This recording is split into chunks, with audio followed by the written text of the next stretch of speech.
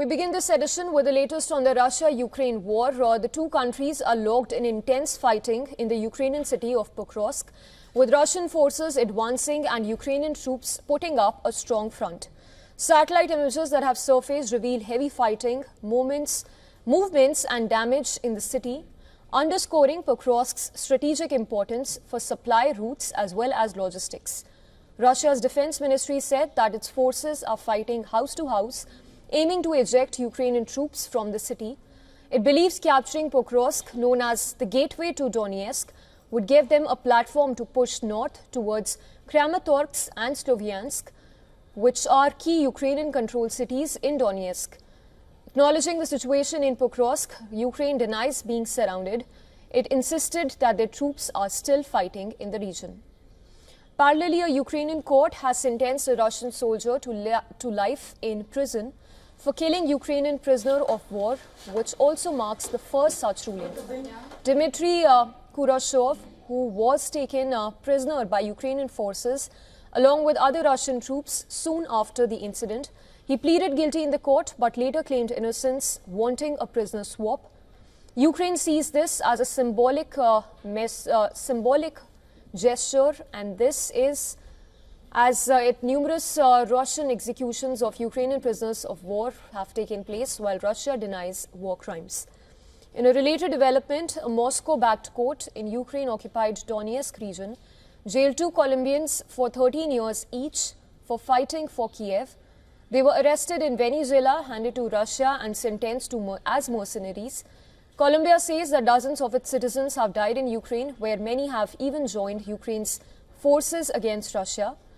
However, Moscow prosecutes foreign fighters as mercenaries, carrying up to 15 years in prison rather than treating them as prisoners of war.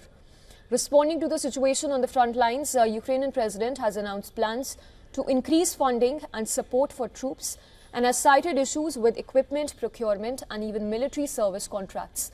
This decision follows his visit to units engaged in intense fight in Donetsk and Dnipro regions, where Russia and Ukraine continue to clash.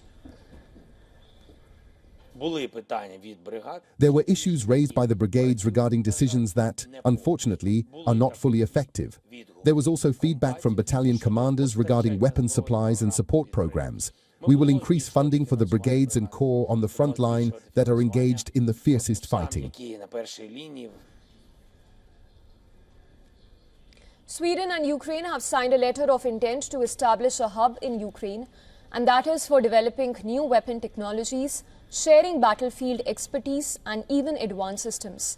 They have also discussed Ukraine potentially buying up to 150 Swedish Gripen E-fighter jets, with talks ongoing on deliveries and financing options, which also includes using frozen Russian assets.